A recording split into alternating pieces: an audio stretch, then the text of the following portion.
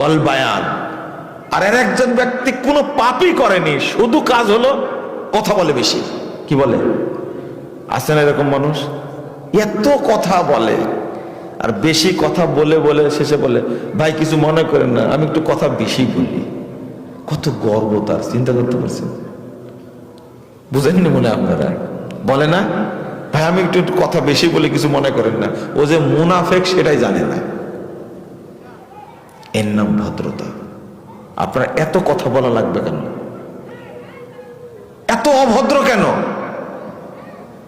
ভদ্রতা যে কি বড় নিয়ামত। রাসূল সাল্লাল্লাহু আলাইহি ওয়াসাল্লাম বলছেন, মান উতিয়া হাজ্জাহু মিনা রিফক উতিয়া হাজ্জা ইয়াউমিল কি ফি দুনিয়া ওয়াল আখিরাহ। আল্লাহু আকবার। যাকে ভদ্রতার অংশ দেওয়া হয়েছে, ভদ্রতার অংশ, তাকে সারা পৃথিবীর এবং কিয়ামত দিবসের যাবতীয় কল্যাণ দান করা হয়েছে।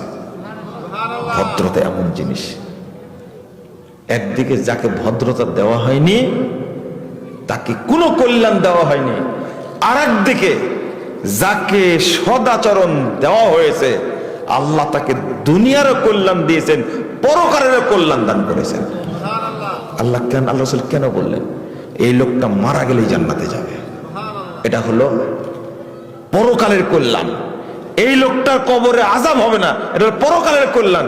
এই লোকটা হাসরের ময়দানে কোনো ভীতির কবলে পড়বে না, আল্লাহ তাকে এত সম্মান দান করবেন, অর্থাৎ লোকটা জান্নাতি।